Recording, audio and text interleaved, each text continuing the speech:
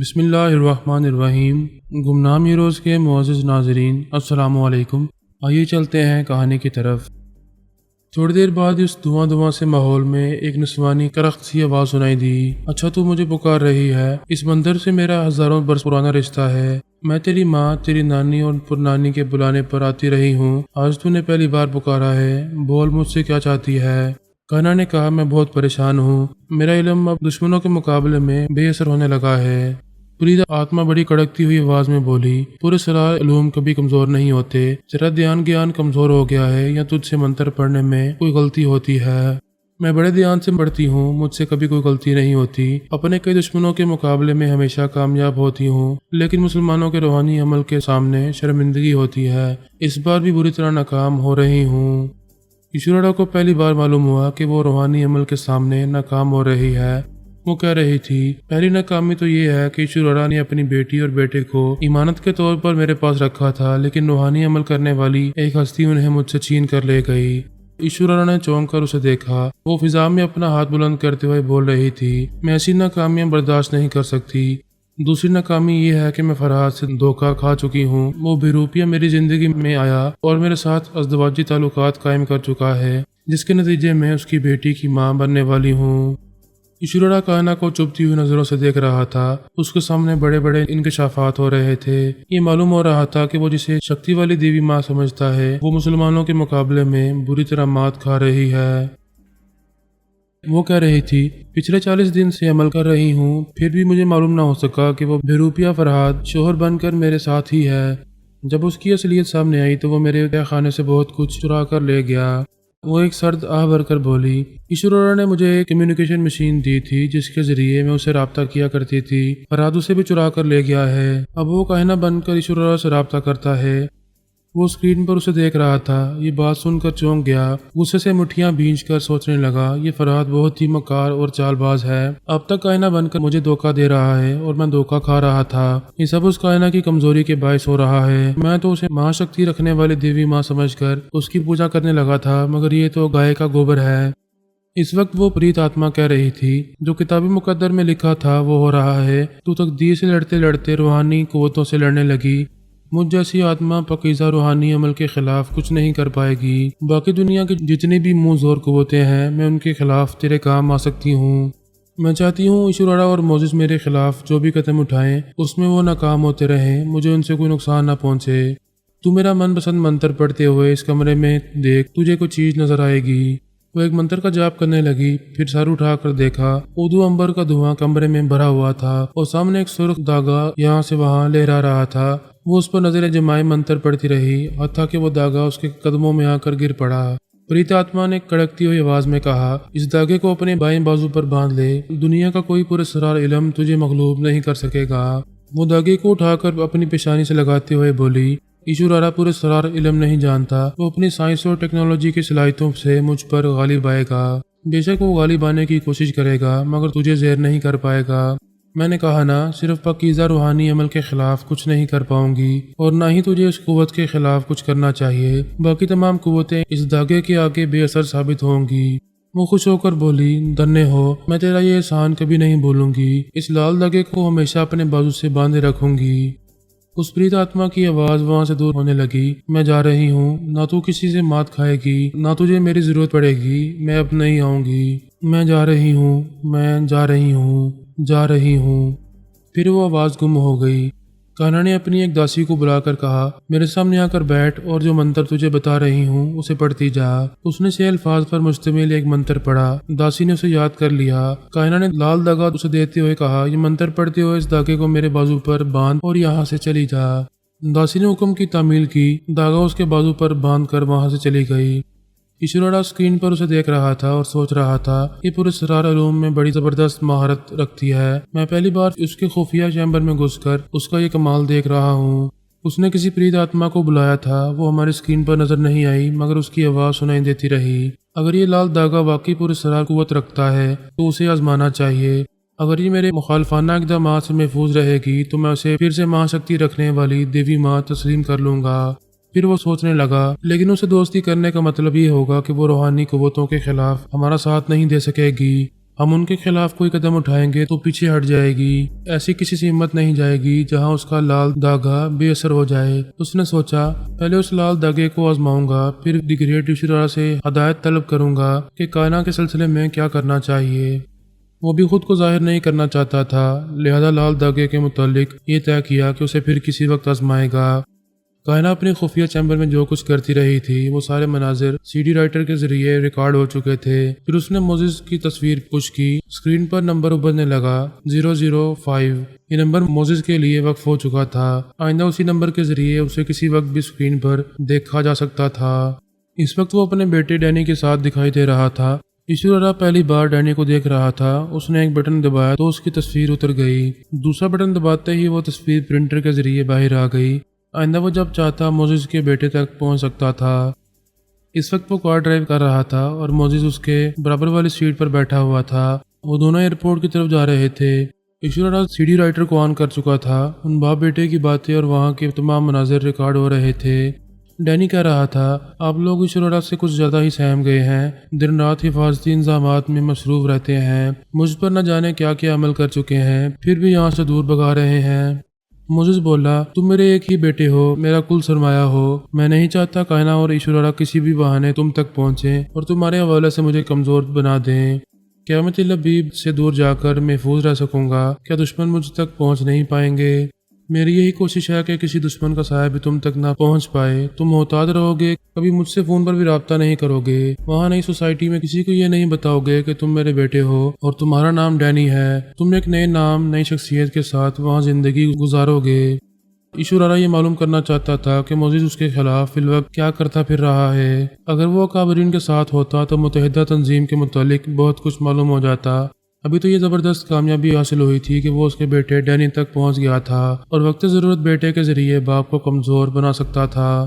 اس نے دل ہی دل میں کہا جاؤ بیٹے، جہاں جا کر چھپنا چاہتے ہو چھپ جاؤ، جب ضرورت ہوگی تو میں تمہیں بل سے کھینچ لاؤں گا۔ وہ دونوں ایئرپورٹ پہنچ گئے تھے، وہاں بیٹا باپ سے رخصت ہو رہا تھا۔ ایشورا انہیں اسکرین سے مٹانا چاہتا تھا کہ اسے فون کا بزر سنائی دیا۔ موزز نے ننھی سی اسکرین پر نمبر پڑھے، پھر فون کو کان سے لگاتے ہوئے کہا یس برین ماسٹر، کچھ کہنا چاہتے ہو؟ کیا اس اعلی کار کے اندر آ جاؤں؟ اس نے دوسری طرف کی باتیں سن کر کہا اوکے، میں ابھی پہنچ رہا ہوں۔ موزز کا ایک اعلی کار تھا جس کے دماغ میں جا کر وہ کسی دوسرے ٹیلی پیتھی جاننے والے سے باتیں کرتا تھا۔ اب سے پہلے ایشورا بھی کئی بار اس اعلی کار کے اندر پہنچ کر موزز سے گفتگو کر چکا تھا۔ وہ اسی لمحے اس اعلی کار کے اندر پہنچ گیا، وہاں موزز کی آواز سنائی دی یس ماسٹر، کیا کہنا چاہتے ہو؟ برین ماسٹر نے کہا آپ نے وعدہ کیا تھا میری بیوی اور بیٹے کے دماغ کو اپنی روحانی قوتوں سے اس طرح لاک کریں گے کہ سیارے والے اور مسلمان روحانی عمل کرنے والے بھی ان کے اندر پہنچ نہیں پائیں گے۔ اس نے کہا بے شک میں جو وعدہ کرتا ہوں اسے پورا کرتا ہوں، تم اطمینان رکھو، تمہاری بیوی اور بیٹے کے دماغ مکفل ہو چکے ہیں، ہمارا تمہارا کوئی دشمن ان کے اندر نہیں پہنچ پائے گا۔ اس وقت ایشورا کی انگلیاں کی بورڈ پر چل رہی تھی، اسکرین پر تحریر ابھر رہی تھی۔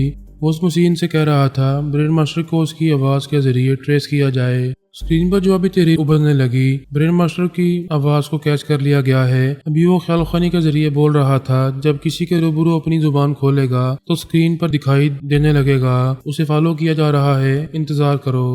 وہ مشین کے سامنے بیٹھا اپنے ماتحتوں سے باتیں کرتا رہا۔ اس کے تمام ماتحت باری باری رپورٹ دے رہے تھے کہ وہ کس طرح فرائض ادا کر رہے ہیں۔ تقریباً 1 گھنٹے بعد ایک ماتحت نے چونک کر کہا وہ کچھ لوگ اسکرین پر نظر آ رہے ہیں۔ ایشورا نے پلٹ کر دیکھا، ایک 1.5 عمر کا شخص اپنی بیوی اور جوان بیٹے کے ساتھ دکھائی دے رہا تھا۔ اس کی آواز سنتے ہی پتہ چل گیا کہ وہ برین ماسٹر ہے، اپنی بیوی اور بیٹے سے کہہ رہا تھا پیشوائی اعظم نے کہا ہے تمہارے دماغوں کو مکفل کر دیا گیا ہے، تم دونوں مطمئن ہو کر فرینکفرٹ چلے جاؤ۔ ایشورا نے ایک بٹن دبا کر ان تینوں کی تصویریں اتار لیں، دوسرا بٹن دباتے ہی ان کے پرنٹ نکل آئے۔ اس نے مشین کو فاتحانہ انداز میں دیکھتے ہوئے کہا یہ ہماری سب سے فخریہ ایجاد ہے، ہم گھر بیٹھے دوسرے گھروں کا تماشا دیکھ لیتے ہیں، یہ گھر گھر کی بیدی ہے۔ برین ماسٹر کو آج تک کسی نے نہیں دیکھا تھا، اس مشین نے اسے ہمارے روبرو پہنچا دیا ہے۔ دنیا والے نہیں جانتے وہ کون ہے، اس کا حلیہ کیا ہے، مگر ہم جان گئے ہیں۔ ایشورا اپنے ماتحتوں کے ساتھ بہت خوش تھا، وہ سب ہنس بول رہے تھے، کھا پی رہے تھے، سیر و تفریح کے لیے اچھا خاصا وقت نکال رہے تھے اور بڑے آرام سے اس مشین کے ذریعے ایک ایک کر کے اپنے تمام دشمنوں تک پہنچ رہے تھے۔ اس کے 4 ماتحت پہلے سے یہاں موجود تھے، اس بار وہ 24 ٹیلی پیتھی جاننے والوں کو ساتھ لایا تھا۔ اس کے 28 ماتحت اس دنیا میں پہنچ چکے تھے۔ بگولا اور بیتابا تل ابیب اور گوانزا سے آ گئے تھے۔ اب انہیں مختلف ملکوں میں جا کر رہنے کی ضرورت نہیں تھی۔ معلومات حاصل کرنے کے لیے وہ آڈیو ویڈیو کیپچرنگ مشین کافی تھی۔ وہ اپنے ہیڈ کوارٹر میں بیٹھ کر پلک جھپکتے ہی ساری دنیا کے گھروں کے اندر پہنچ سکتے تھے۔ یہ اچھی طرح سمجھ رہے تھے کہ اس مشین کی حقیقت جب دنیا والوں کو معلوم ہوگی تو ان کا سکون برباد ہو جائے گا، راتوں کی نیندیں اڑ جائیں گی۔ ان سیارے والوں کی سب سے بڑی کمزوری عورت تھی۔ وہ اس دنیا کی حسین و جمیل عورتوں کو دیکھ کر للچاتے تھے۔ پچھلی بار جو اور اس کے 2 ساتھی عورتوں کے چکر میں مارے جا چکے تھے۔ ایشورا بھی اسی چکر میں پھنسنے والا تھا، لیکن عین وقت پر کائنہ نے اسے بتا دیا تھا کہ میں اور ثنا اس کی داستاؤں کے ذریعے اس کے قریب پہنچنے والے ہیں۔ تب سے وہ محتاط ہو گیا تھا۔ یہ طے کر چکا تھا کہ آئندہ سیارے سے واپس آئے گا تو اپنے لوگوں کے دل و دماغ سے خواہشات کو نکال پھینکے گا۔ اس پر انہوں نے ایسا انجیکشن تیار کیا تھا جس کی اثر سے 1 ہفتے تک ان کے اندر عورتوں کی طلب نہ ہوتی، اگر ہوتی بھی تو ان سے کترا جاتے۔ ایشورا اپنے ساتھ ایسے انجیکشن کا ذخیرہ لایا تھا۔ اس نے بھی وہی انجیکشن لگوایا تھا جس کے نتیجے میں وہ اپنے ماتحتوں کی طرح 1 ہفتے تک عورتوں سے بے نیاز رہنے والا تھا۔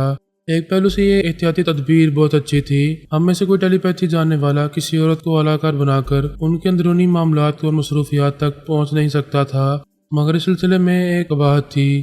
1 ہفتے بعد جب انجیکشن کا اثر زائل ہوتا تو انہیں دوبارہ وہی انجیکشن لگوانا پڑتا۔ اگر وہ مسلسل 1 ماہ یا 2 ماہ تک انجیکشن لگواتے رہتے تو پھر ہمیشہ کے لیے مردانگی سے خالی ہو جاتے، اور وہ اپنا اتنا بڑا نقصان نہیں کرنا چاہتے تھے۔ لہٰذا یہ طے کیا گیا کہ ہر انجیکشن کے بعد 1 ہفتے کا وقفہ دیا جائے گا۔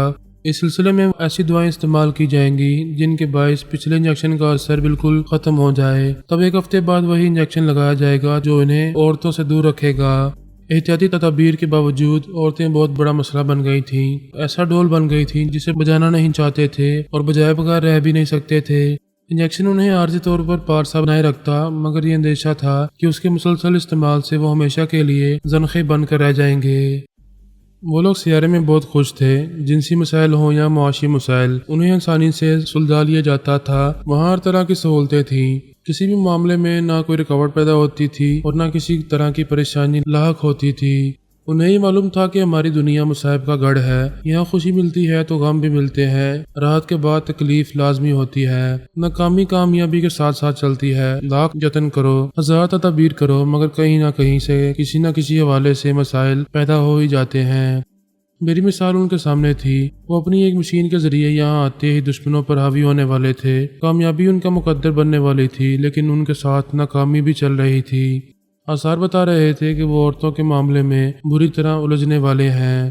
اب 1 ہفتے تک کوئی خاص مسئلہ نہیں تھا۔ وہ اس دنیا کے تمام اعلیٰ اور اہم اکابرین کے گھروں میں پہنچ رہے تھے۔ دن میں 2-4 گھنٹے مشین کے سامنے مصروف رہتے تھے، پھر جو معلومات حاصل ہوتی ان پر غور کرتے تھے، آپس میں مشورے کرتے تھے کہ کائنہ معزز برینڈ ماسٹر اور دوسرے تمام اکابرین سے کس طرح نمٹا جائے گا۔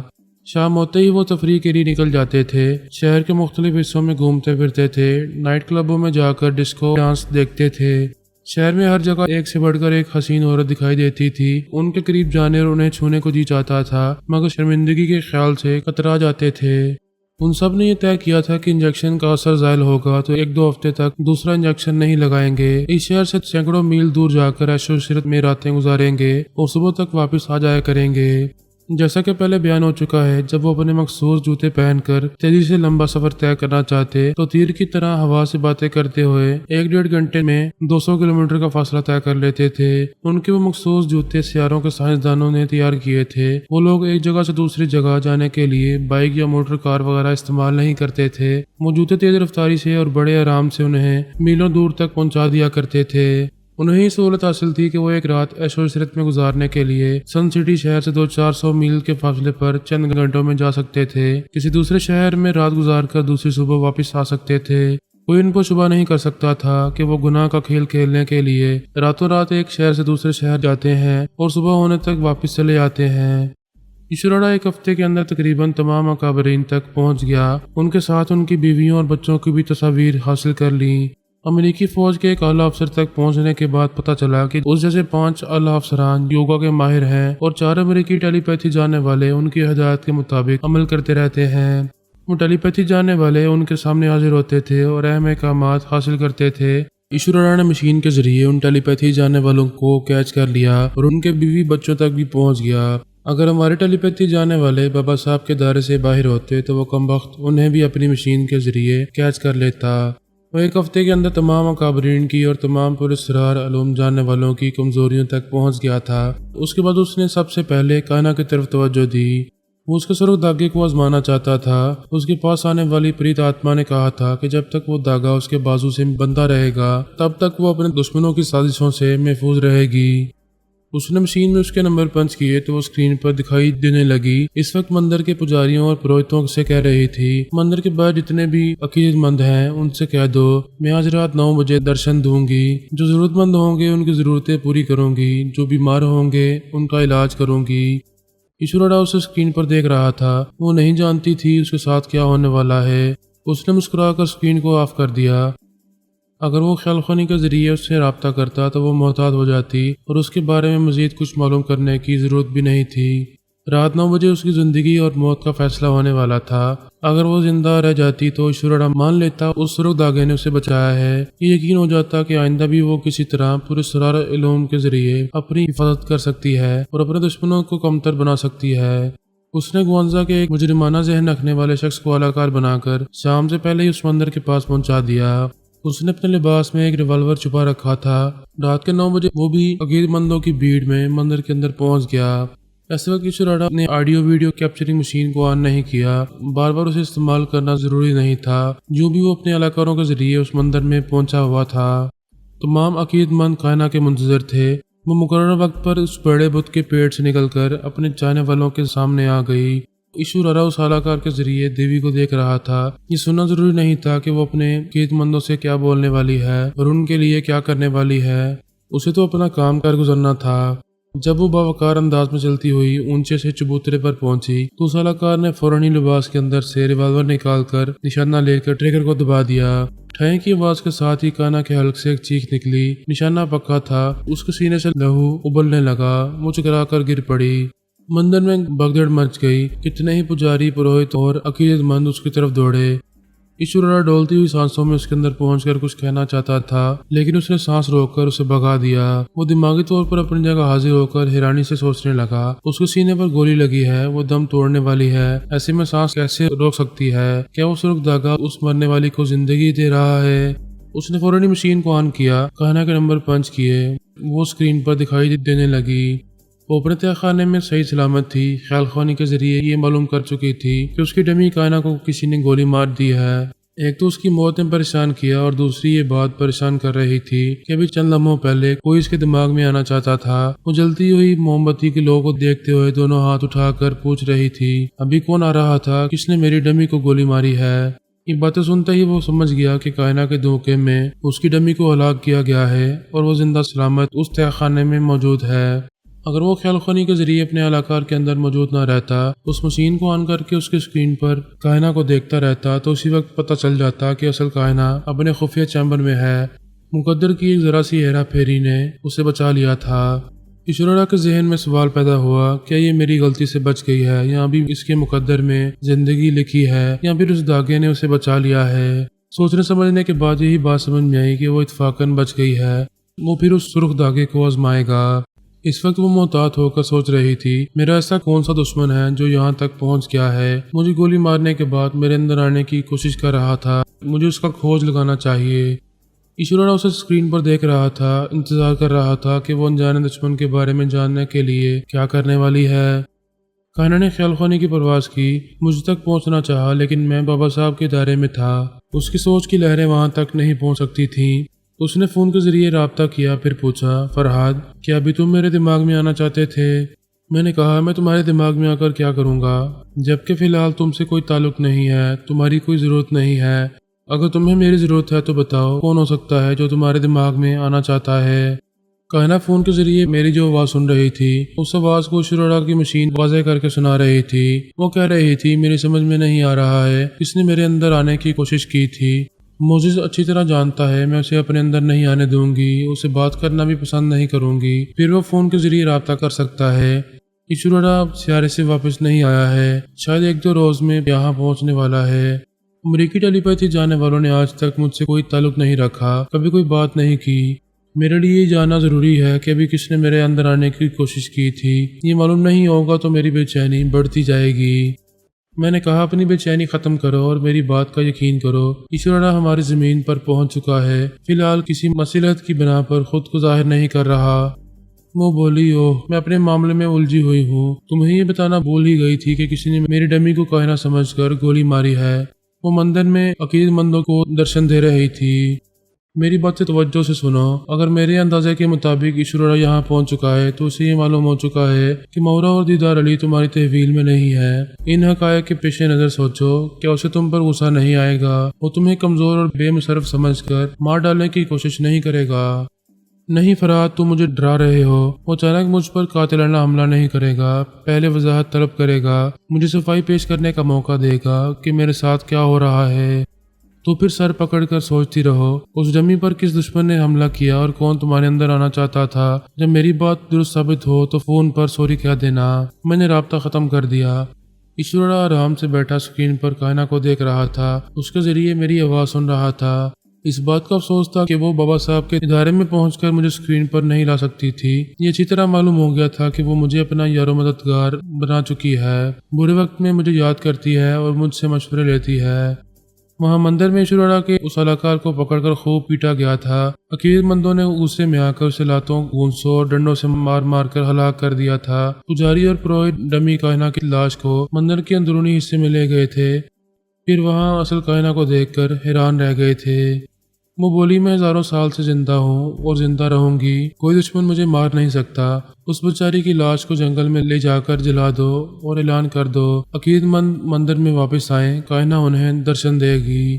اس کے حکم کے مطابق اعلان کیا گیا۔ تمام عقیدت مند دوڑے دوڑے مندر میں چلے آئے، شدید حیرانی سے دیکھنے لگے کہ کائنہ دیوی زندہ سلامت اسی بت کے پیٹ سے نکل کر آ رہی ہے۔ تمام عقیدت مند اس کی جے جے کار کہتے ہوئے سجدے میں گر پڑے۔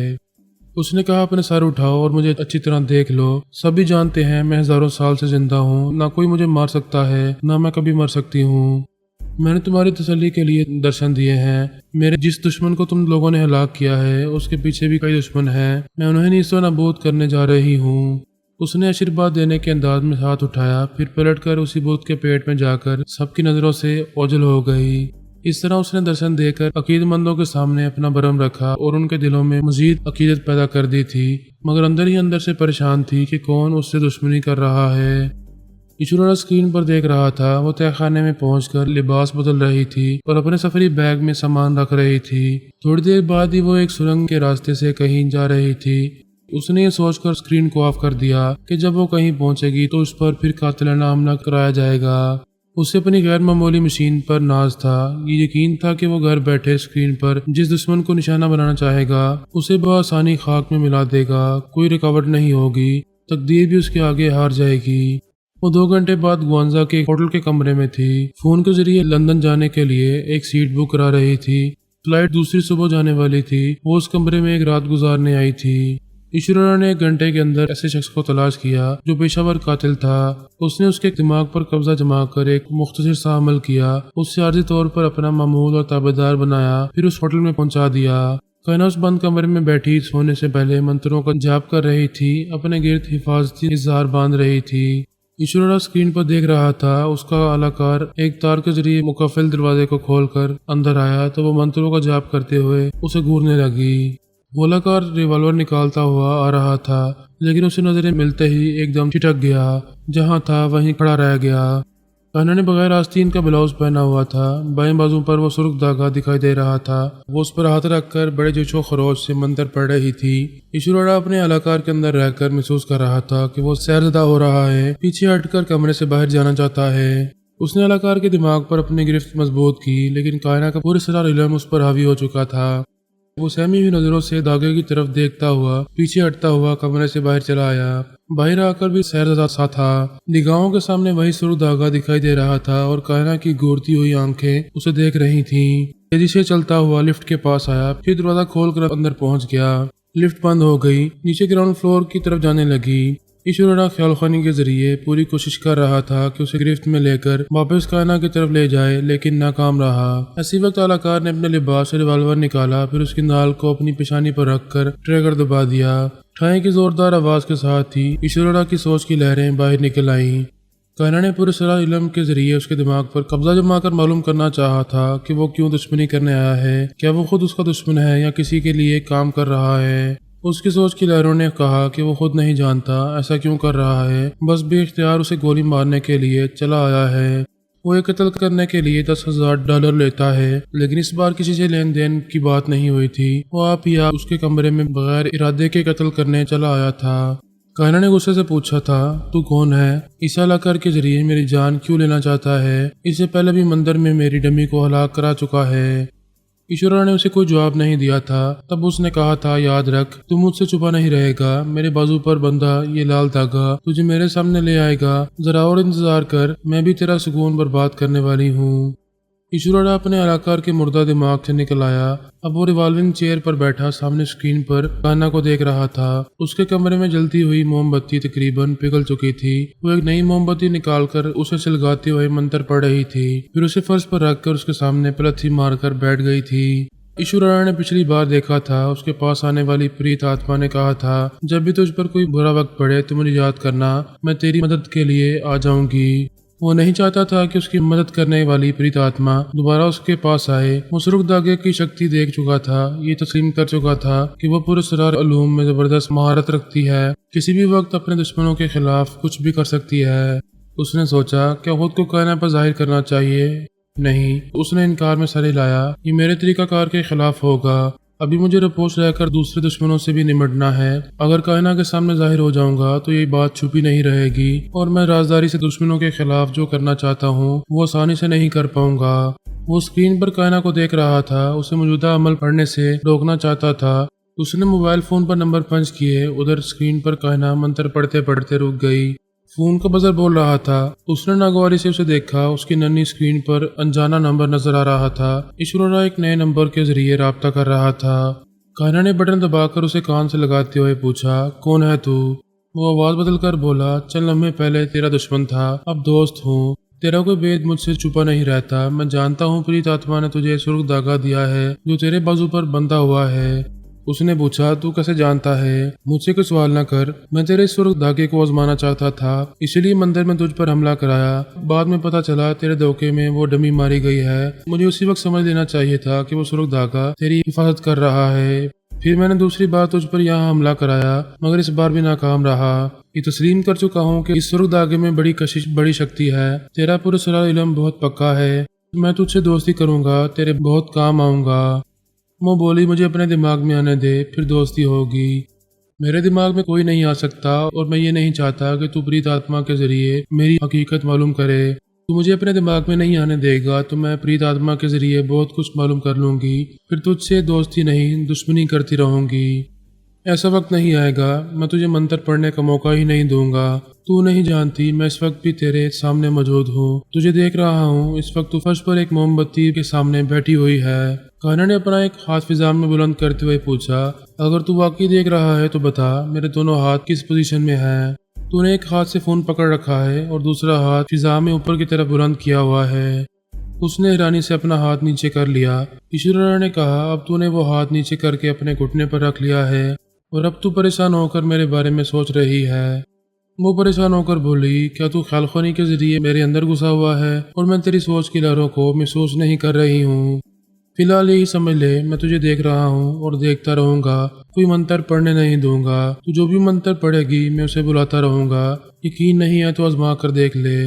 اچھی بات ہے، میں دیکھتی ہوں تو مجھے کس طرح روک سکتا ہے۔ یہ کہہ کر اس نے فون بند کر دیا۔ ایشورا نے سوچا وہ لب و لہجہ بدل کر اس کے کانوں میں گونجتی ہوئی آوازیں پیدا کرے گا، اتنا شور برپا کرے گا کہ وہ منتر پڑھتے پڑھتے بھول جائے گی۔